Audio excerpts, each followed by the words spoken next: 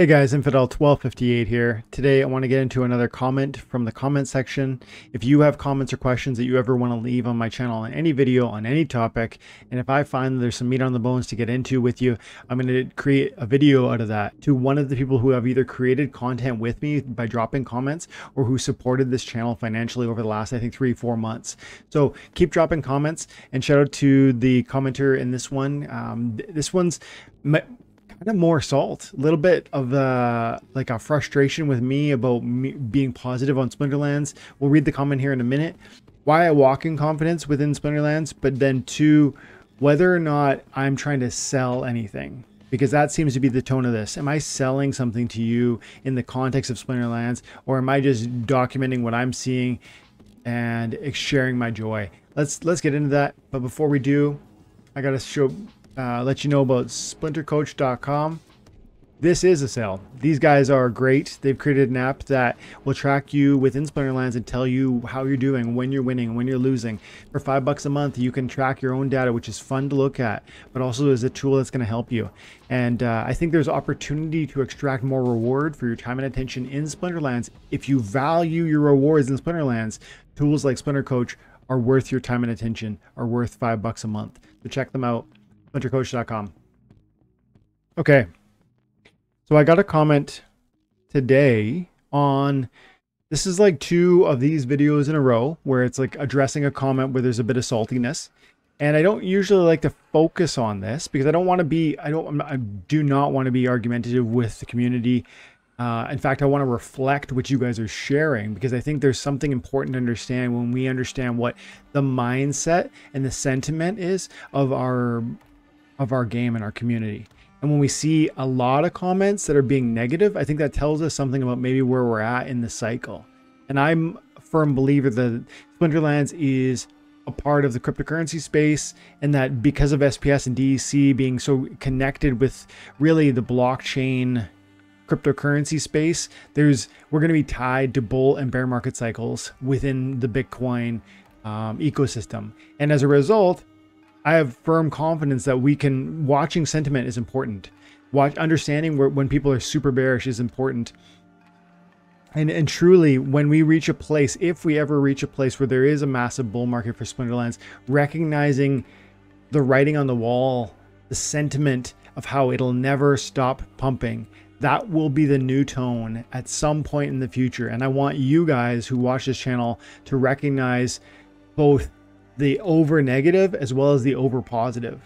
Let's get into the comment here from Supreme Victory Network. And I was talking in this video about Splinterlands is not fun and has no future. That was the comment that I commented on. So someone from the audience left that comment, said Splinterlands is not fun and it has no future, and really got into his opinions about why he feels that way. And I tried to respond to that. I think I did a good job there. If you guys dropped a lot of comments on this one actually, and I haven't properly read them all, but if there's anything you feel I missed, I'd love to see it. But then Supreme Victory Network drops in and he goes, Splinterlands is not fun and has no future. I am starting to agree. Keep up the shilling, DC. Great job. So I guess he's negative. He has a negative sentiment for where Splinterlands is at and where it's aiming. And if he was walking in a degree of confidence, it sounds like he was, doesn't it? From the tone of that, it feels like he was confident about where we were going and how we were producing and how we were growing. But something has changed, and a lot of things have changed in the game. So it could be a number of things. He doesn't give us that detail, but it sounds as though he's turned a corner, and now he's starting to agree with this idea that it isn't fun and it doesn't have a future. And I would say, as I've said before, and as I said in the video he's commenting on, if you think either of those things is true, that if you think this game is not fun, don't play it. If you think it has no future, don't play it. And I don't mean if both of those is happening for you, don't play. I mean literally, if one of those factors is a concern to you, then truly that is something that's enough, in my opinion. Even if there is opportunity within something like Splinterlands, I would caution anyone I knew and loved from getting involved, because if you don't think it's fun, but you think it has a cool opportunity, and it's like it's going to be here for a long haul, that means you want to invest in it because you want to multiply you think there's an opportunity to sort of multiply your investment. And I think that's deeply dangerous actually, because when you put money into something that you don't really enjoy, what I'm concerned about is that you, in the wrong moments of the future, if the bear market goes too deep, or if some event happens, you can be shaken from that position. Whereas me as an investor in Splinterlands, because I have about $60,000 worth of assets in this game, but that's an investment. I could take that out, and that would do a lot for me. It would change, really, it would change some of my financial situation. But I'm going to stay invested in the game because I think it has a future. So that's part of it. But then also I'm enjoying it. I'm having fun through the entertainment of it. So the two pieces are coming together. So I think if either of them's not there, walk away. Because again, if it's not, then the future side is a confidence you can walk in. I just talked about that. But the fun side, if you don't think it's, if you don't want to play it, yeah, man, I just don't see it as, I don't even think it's a good investment at that moment because of all those reasons. You need to be, I think there's a greater strength that you'll walk in an investment like a blockchain-based video game if you think it has a future and if it's fun. So if that combo is not there, I'd say walk away. But then he says, keep up the shilling. So it's as if he wants me maybe to pump this game through confidence and, you know, through like a sales pitch. Or maybe he's being sarcastic and just trying to, like, you know, imply that, like, you know, there's not a lot of value to confidence over this game and videos that are speaking confidently about where this game is going. It's hard to say. I'm reading between lines here, but this word shilling, I just wanted to comment on this part because I think what I want people to realize when they watch my channel is I'm hoping that you recognize, one, I'm documenting the journey that I'm on. And when I talk about buying cards on Twitter or show videos about how I'm collecting, you know, I'm buying hundreds or thousands of Chaos Legion packs. I'm buying, you know, as many plots of land as I possibly can at these price points. I'm buying as many cards as I can. I want more and more reward cards because I think even though they're half a penny or a penny, I think they're going to be way more in the future. These are not pieces of advice that I mean for you to follow along upon. So that's one point. Like I'm truly just sharing my excitement and documenting my own journey for my own sake. And then I love that people want to come in and participate, like view that journey. That's really cool to me. But to me, it's like a blog, not a sales pitch. That's part of what I want to say to them. But another thing I want to really hopefully drive home to the commenter, but to anybody who's maybe even new to the channel, and especially if you've been here for a long while too, like I want you to know this about me. I don't like, you've heard me say recently, even like maybe you haven't, Supreme Victory or whatever the name was, but I've said repeatedly that if somebody isn't enjoying the game, that one of the beauties about Splinterlands is that you can sell your assets and you could leave. And that was a point of contention. There was some sense that maybe I was being rude or like pushing people away. I don't want to push people away. And I also don't want to make people come.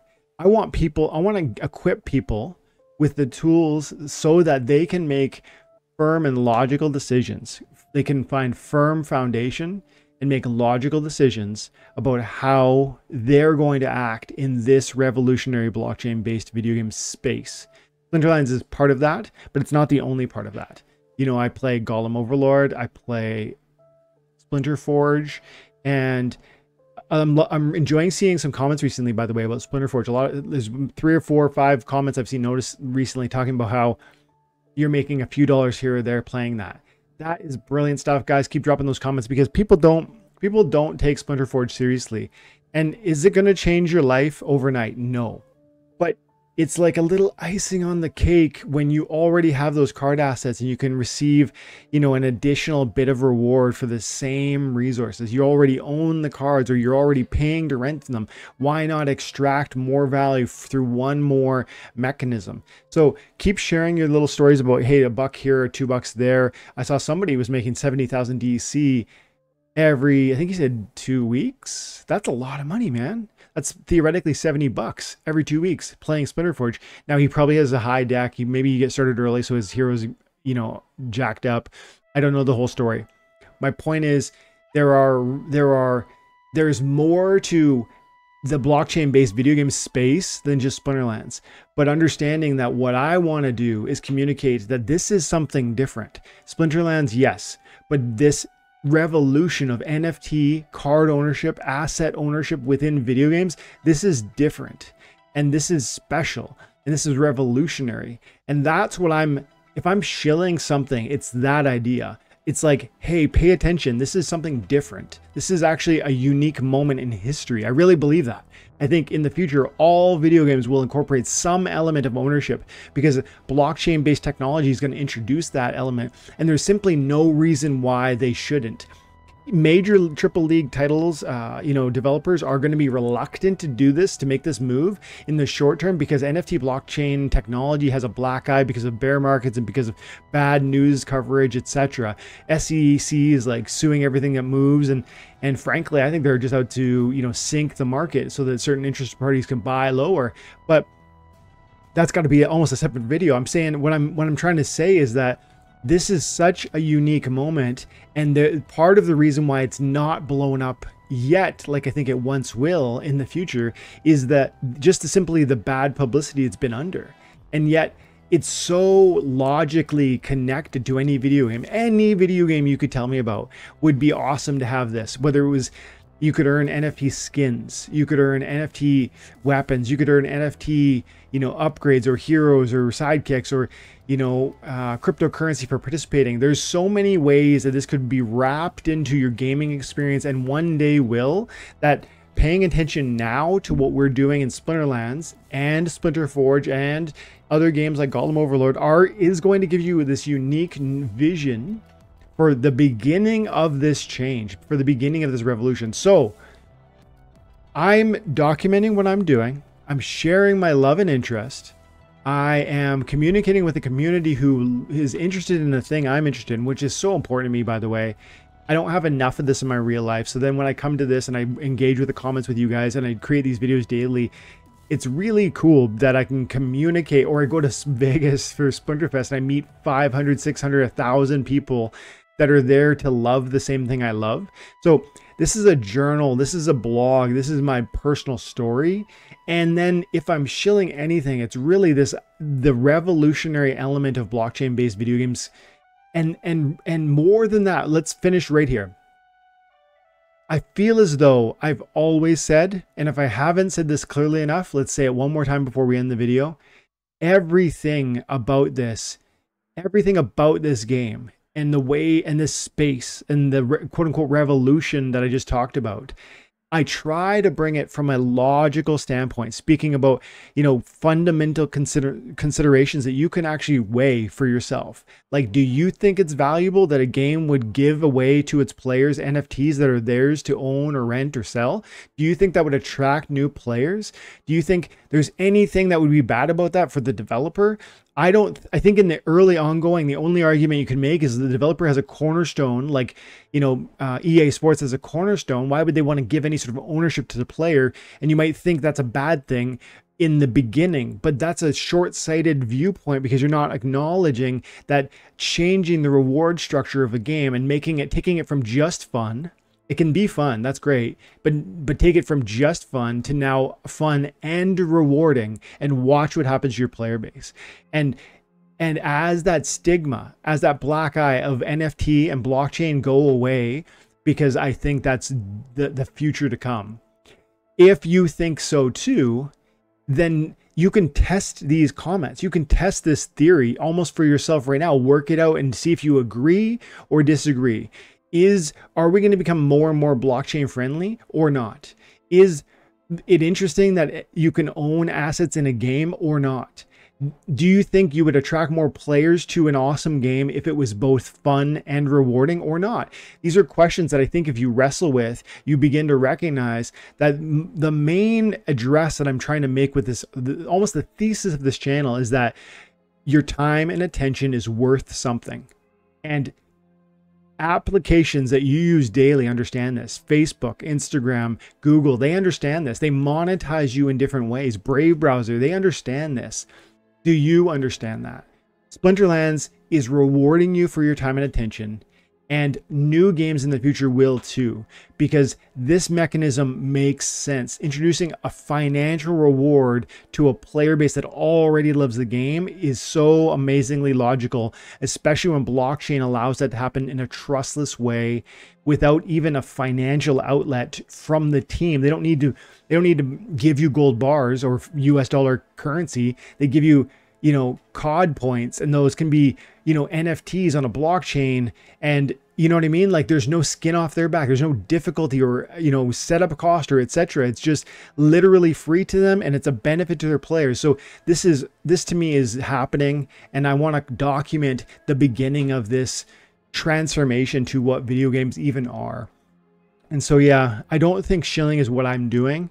I feel as though, one, I'm blogging, and two, I'm really sharing an excitement for something that's entirely new.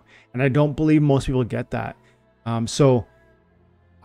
Yeah, before we go, just want to say thank you, Supreme Victory Network, for the comment. And I appreciate you dropping it, even though, you know, I'm pushing back on what you had to say there. Anybody who does drop comments of any nature, if it turns into its own video, I'm going to try and create a thank you for you guys. On the 25th, I'm giving away a plot of land. And after that, I'm going to try and create some sort of new thank you. So stay tuned for that. And make sure you check out splintercoach.com, guys. Have an amazing day. God bless.